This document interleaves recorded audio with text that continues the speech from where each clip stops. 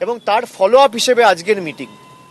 উনি বলেছিলেন যে ইলেকশন কমিশনের সাথে আমি এটা টেক আপ করবো, যেহেতু আপনাদের দাবিটা ন্যায্য।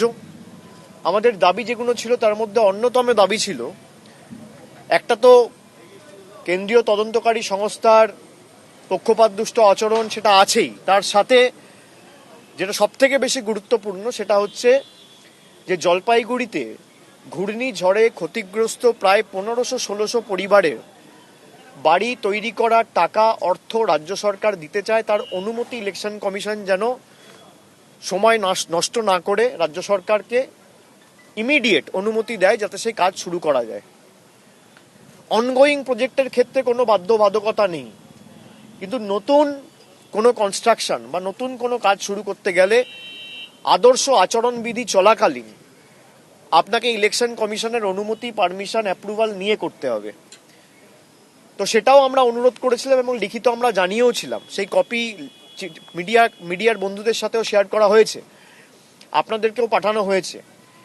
উনি আজকে আমাকে বললেন যে ইলেকশন কমিশনের যারা দায়িত্বে রয়েছেন, চিফ ইলেকশন কমিশনারের সাথে উনি কথা বলতে চেয়েছিলেন, কিন্তু চিফ ইলেকশন কমিশনারের সাথে উনি কথা বলতে পারেননি।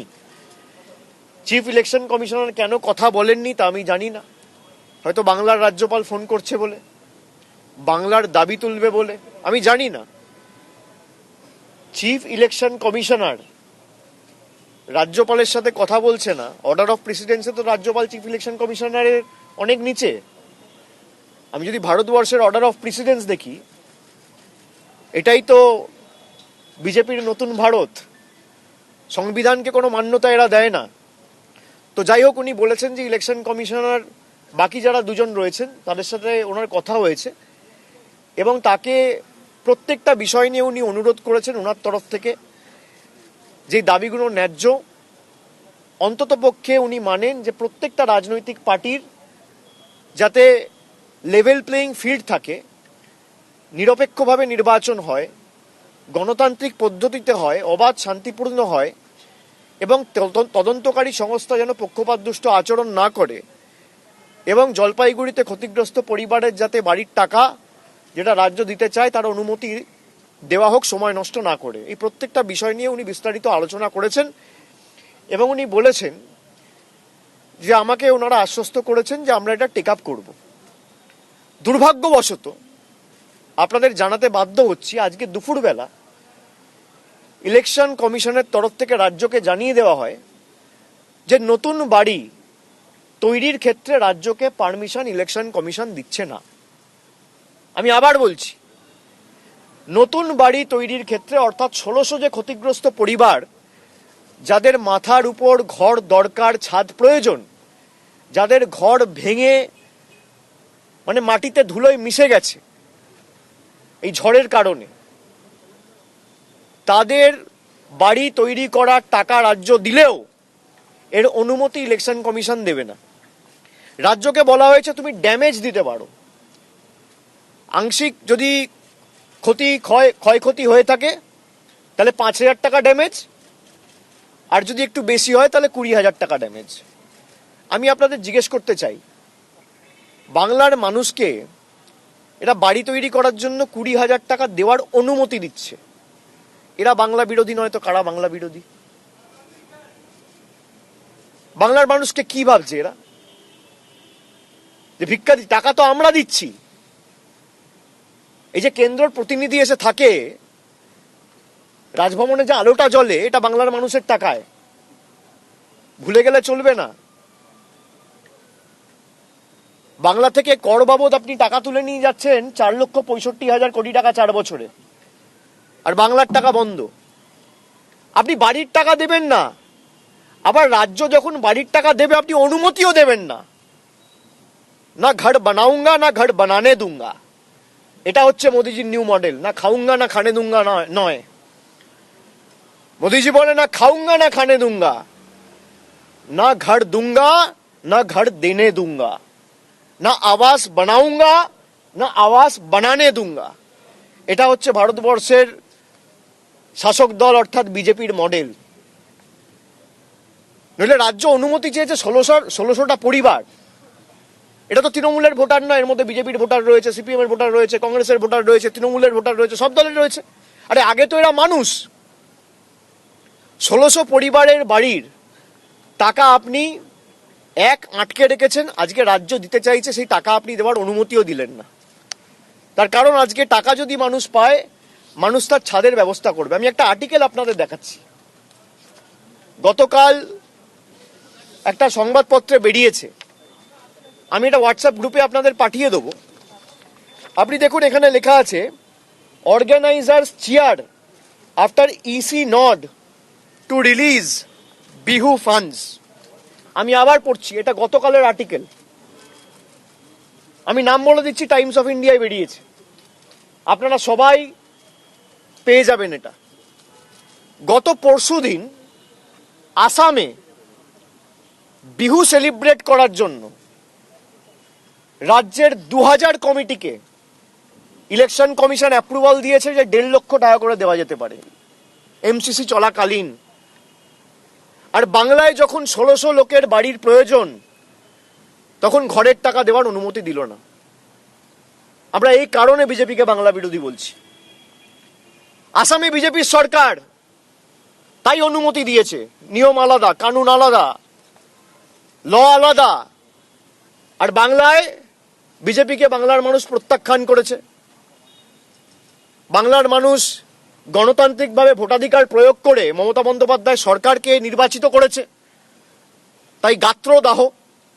সেই কারণে আসামের টাকা ছাড়ছে, বাংলার টাকা বন্ধ এমসিসি চলাকালীন। আপনি বিহু সেলিব্রেট করার জন্য আমাদের আপত্তি নেই, বৈচিত্র্যের মধ্যে একতা, এটাই ভারতবর্ষ।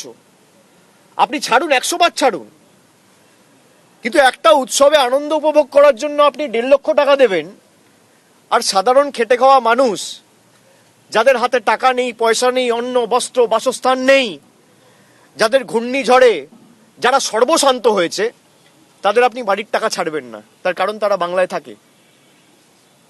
আমি আগামী পরশুদিন জলপাইগুড়ি যাচ্ছি, আমার ধূপগুড়িতে সভা রয়েছে। আমি ধূপগুড়িতে সভার পর এই 1600 পরিবারের প্রতিনিধিদের সাথে বৈঠক করব, এবং আমাদের যে প্রতিনিধি দল গত পরশুদিন দিল্লিতে প্রতিবাদ জানাতে গেছিল, নির্বাচন কমিশনের অফিসে অভিযোগ জানাতে গেছিল, তাদেরকেও আমি সেই মিটিংয়ে আসতে বলেছি, যে তাদের উপর দিনের আলোয় যে মধ্যযুগীয় বর্বরতা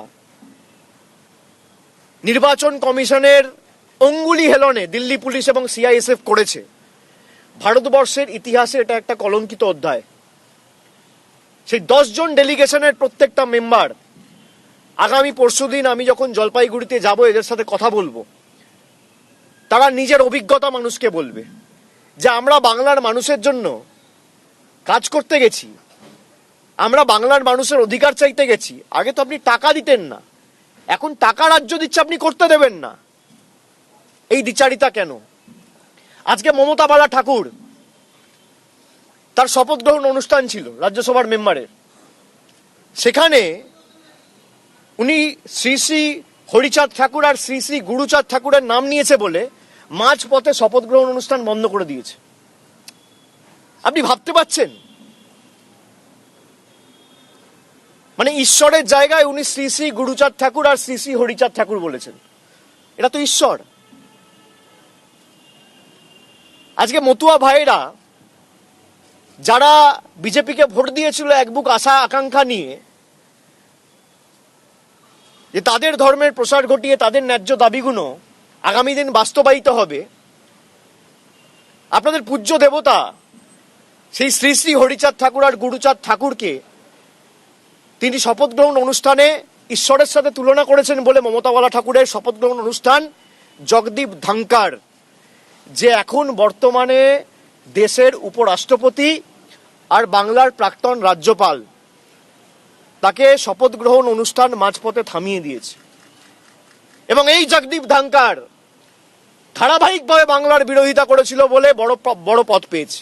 এই কারণেই আমরা বিজেপিকে বাংলা বিরোধী বলি। বিজেপি খালি আপনার ভোট চাইছে না, যারা ভাবছে যে বিজেপি আপনার খালি ভোট চাইছে, বিজেপি বাংলার মানুষের ভোট চায় না। বিজেপি আপনাকে কন্ট্রোল করতে চায় যে আপনি যদি ভোট না দেন তাহলে আপনার সব বন্ধ। এটা গণতন্ত্র, এটা একনায়কতন্ত্র বা স্বৈরতন্ত্র চলছে না। গণতন্ত্রে মানুষ ঠিক করবে, মানুষের অধিকার রয়েছে আমি কাকে ভোট দেবো কাকে দেবো না। গরিব মানুষের বাড়ি তারা গিয়ে বড় বড় ভাষণ দেয় যে মোদিজি নে পয়সা ভেজ দিয়া। আজকে 27 দিন হয়ে গেছে আমি চ্যালেঞ্জ করেছি, শ্বেতপত্র প্রকাশ হয়েছে। আজকে অমিত শাহ এসেছিল বালুরঘাটে, বালুরঘাটকে বলছে বেলুড়ঘাট। আমরা কি আশা করতে পারি এদের থেকে? যেখানে মিটিং করতে আসছে জায়গার নাম জানে না। বাংলার কৃষ্টি সংস্কৃতি ঐতিহ্য তো আমি ছেড়ে দিলাম, বালুরঘাটকে বলছে বেলুড়ঘাট।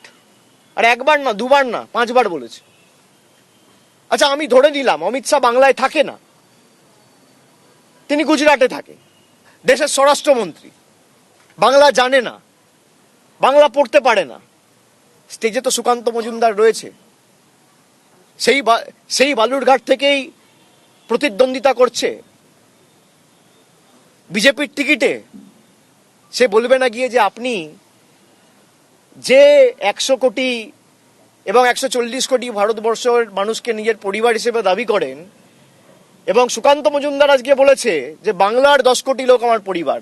আরে আপনি যেখান থেকে লড়ছেন তার নাম ভুল উচ্চারণ করছে, বিকৃত করে বালুরঘাটকে বেলুরঘাট বলছে। আপনি গিয়ে বলতে পারেন না যে অমিতজি এটা বেলুরঘাট নয়, এটা বালুরঘাট? চাকরি চলে যাবে। এদের প্রধান কাজ কর্তব্য হচ্ছে তল্পিবাহকতা করা, মানুষের আবেগকে নিয়ে ছিনিমিনি খেলা। যে বালুরঘাটের 20 লক্ষ লোকের সম্মান করতে পারে না, তার কারণ তার রাজ্য সভাপতিত্ব চলে যাবে, সে বালুরঘাটের মানুষের কাছে কি ভোট চাইবে? আমি জায়গার নাম ভুল বলবো, একবার বলতে পারি, দুবার বলতে পারি, পরপর বারবার। এবং আগামী পরশুদিন আমি জলপাইগুড়িতে যাব। জলপাইগুড়িতে গিয়ে ধূপগুড়িতে সভা করার পরে আমি সেখান থেকে 1600 পরিবারের প্রতিনিধিদের সাথে বৈঠক করব, এবং দরকার পড়লে আগামী দিন আমরা রাষ্ট্রপতির সাথে সেম ডেলিগেশন দেখা করবে যে আমরা টাকা দেবো, আমরা কারোর দয়া দাক্ষিণ্যে বেঁচে নেই। কেউ যদি ভাবে দিল্লি টাকা আটকে দেবে, মানুষের বাড়ি হবে না, মানুষের ছাদ হবে না, মানুষ টাকা পাবে না। মমতা ব্যানার্জি 25,000 কোটি টাকা খরচা করে লক্ষ্মীর ভান্ডার দিচ্ছে, বিজেপির অবদান শূন্য। বিজেপি মানরেগার 2 বছর ধরে কাজের টাকা বন্ধ করে দিয়েছে, আমাদের সরকার পেমেন্ট করেছে। ক্ষমতা থাকলে শ্বেতপত্র প্রকাশ করুক। আমি তো 27 দিন হয়ে গেছে এদেরকে চ্যালেঞ্জ করেছি, করতে পারছে না কেন? শিলিগুড়ির সভায় মোদিজি এসে বলেছিল বাড়ির টাকা দিয়েছি, দেখুন তারপর থেকে যে সভা করছে আর বাড়ির টাকা দিয়েছি বলছে না। আজকে অমিত শাহ এসেছিল, বাড়ির টাকা নিয়ে বলেছে, মানরেগা নিয়ে বলেছে, তার কারণ 10 পয়সা কেন্দ্রের সরকার দেয়নি। আসামে দেবো, মধ্যপ্রদেশে যদি কোনো রকম তছরূপের অভিযোগ পাই তাও দেবো, রাজস্থানে যদি পাই তাও দেবো, কিন্তু বাংলায় দেবো না, তার কারণ বিজেপিকে ভোট দেয়নি। মানে এদের ঔদ্ধত্য, দম্ভ, অহংকার কোথায়? যে মানুষ ভোট দেয়নি, মানুষ যতক্ষণ না বুঝবে, ভুগবে, জ্বালা উপভোগ করবে, ততক্ষণ মানুষকে আমরা শিক্ষা দিতে থাকবো। গণতন্ত্রে কোনো নেতা মানুষকে শিক্ষা দেয় না, মানুষ নেতাদের শিক্ষা দেয়। আপনারা মানুষকে দুর্বল ভাবছেন, আর আমি আপনাদের মাধ্যমে সাধারণ মানুষকে বলবো যে যারা এক বুক আশা আকাঙ্ক্ষা নিয়ে 18 জন প্রতিনিধি পাঠিয়েছিল 5 বছরে, এরকম না যে আপনাদের দিয়েছে বাকি 22টা আসনে দেয়নি, তাও করেনি। এবার নির্বাচনে আসছে, কি মুখে আপনাদের কাছে ভোট চাইতে যাচ্ছে আমি দেখে অবাক হচ্ছি। যে এদের কি মুখ নিয়ে এরা মানুষের কাছে আবার ভোট চাইতে যাচ্ছে। 5 বছর নির্বাচিত হওয়ার পর বাংলা থেকে একদম শুষে নিয়ে গেছে 4,65,000 কোটি টাকা। এ টাকা তো আমাদের টাকা, গরিব মানুষের, খেটে খাওয়া মানুষের টাকা। এ টাকা বিজেপির টাকা। ভারতবর্ষের প্রধানমন্ত্রী আর দেশের উপরাষ্ট্রপতির বাসভবন হবে 20,000 কোটি টাকা দিয়ে, আর সাধারণ মানুষের ছাদের টাকা, বাড়ির টাকা বন্ধ। প্রধানমন্ত্রীর জন্য অন্যান্য মিনিস্টারদের জন্য বিমান কেনা হবে 8,000 কোটি টাকা খরচা, আর 100 দিনের 6,900 কোটি টাকা বন্ধ। এ কি দ্বিচারিতা? টাকা আমরা দেবো, আজকে তো প্রমাণ হচ্ছে। এই যে যারা বলে যে টাকা পাঠিয়েছি, তৃণমূল টাকা দেয়নি, আজকে তৃণমূল নিজের কোষাগার থেকে আমাদের সরকার নিজের তহবিল থেকে খরচা করে বাড়ি বানাতে চাইছে, অনুমতি আপনারা দেননি। আপনারা বাড়ি যাতে মানুষ পায় চান না, আপনারা চান মানুষ নিপীড়িত, বঞ্চিত, লাঞ্ছিত, অত্যাচারিত হয়ে থাকুক। সিপিএম বলতো না আগে যে এলোমেলো করে দে মা, লুটে পুটে খাই, আর বিজেপি বলে গরিব করে রেখে দে মা, ভোটটা যেন পাই। মমতা বন্দ্যোপাধ্যায় সেই গরিবদের হাতে আর্থিক উন্নয়ন তুলে দিয়েছেন, লক্ষ্মীর ভান্ডার দিয়েছেন। বছরে 25,000 কোটি টাকা খরচা করে যদি আমরা লক্ষ্মীর ভান্ডার দিতে পারি, 50,000 কোটি টাকা খরচা করে আমরা ঘরের ব্যবস্থাও করতে পারি। দিল্লির অত্যাচারীদের জেনে রাখা উচিত। যারা গরিব মানুষকে পথে বসাতে চাইছে, জলপাইগুড়িতে প্রধানমন্ত্রী সভা করতে এলো, একটা লোকের সাথে দেখা করেছে? ঝড়ে ক্ষতিগ্রস্ত একটা পরিবারের সাথে দেখা করেছে? তা করবেন না। বিজেপির কোন সর্বভারতীয় নেতা এসছে? একবার খোঁজ নিয়েছে?